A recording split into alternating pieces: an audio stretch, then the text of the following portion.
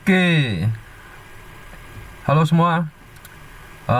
Hari ini 8 Desember aku menemukan ini berita menarik sih soal krisis pupuk dunia. Jadi ini beritanya tanggal 3 Desember ya, jam 7. Nah, di sini waktu G20 Jokowi ada bilang dampak negatif krisis pupuk yang bisa berlanjut ke krisis pangan.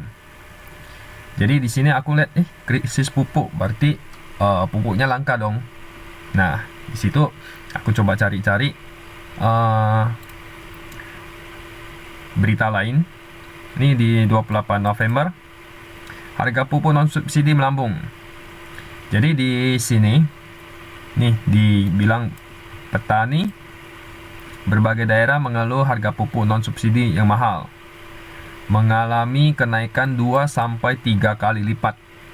Jadi ini mirip dengan waktu harga batu bara yang melambung tinggi, yang buat saham-saham batu bara itu pada naik. Jadi di sini aku lihat menarik untuk soal pupuk.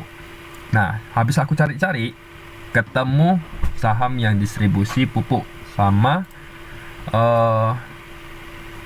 produksi.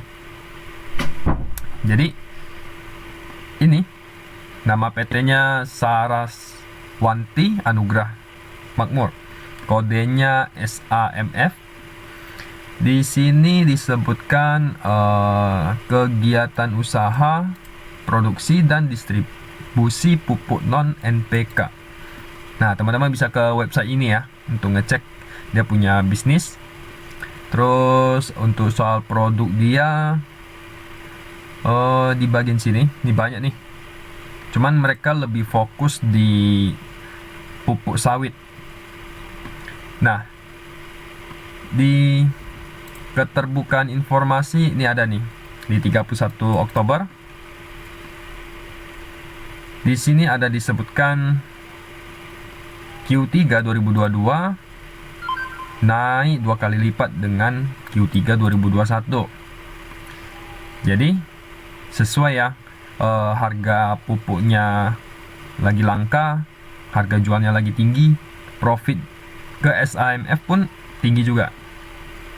Nah, di sini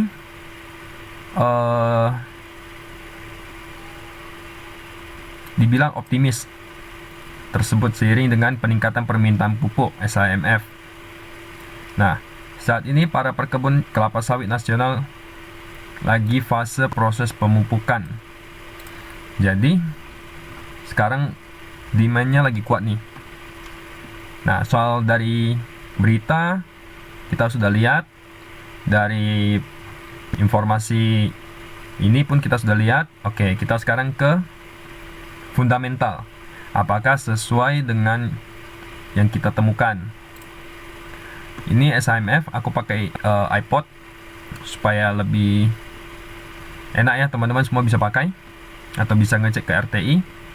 Di revenue di 2021 full year setahun, total penjualannya 1,9 triliun.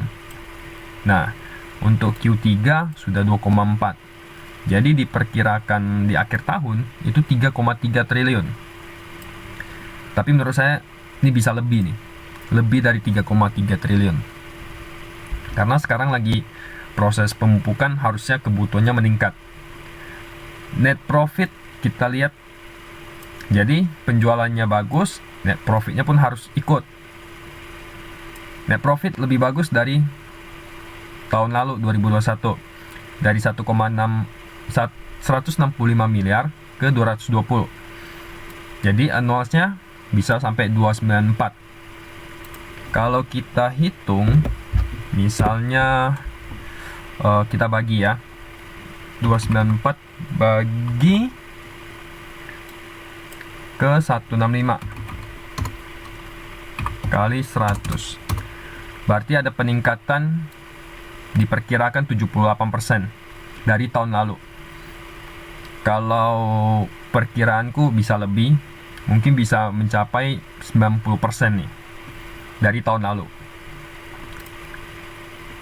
Oke, kita lihat ke bagian EPS. EPS di annual bisa 57, PER-nya 8. Kalau kita lihat di 2021 PER itu 33. Sekarang PER-nya tinggal 11. Tahun lalu PER-nya 81, 39, 33. Makin lama PER-nya makin kecil. Berarti perusahaan ini boleh dibilang makin lama PER-nya ini semakin mengecil. Sudah nggak mahal lagi. Book value 2,36, sedikit tinggi tapi masih bagus. Karena apa? Dia punya pendapatannya itu yang kita hitung udah naik bisa naik 78%.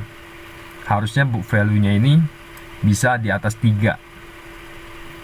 Dulu book value 4, 6 baru ke 3. Sekarang book value-nya nih boleh dibilang masih kecil. Untuk PER di Alnos 87 ya. Jadi kalau hitung pakai valuasi PE PER, kita hitung pakai PER 15. Untuk PER 10 coba ya, 57,64 kali 10. Berarti harga PER 10 576. Sekarang harganya di 488. Bagi 488 ada upside 18%.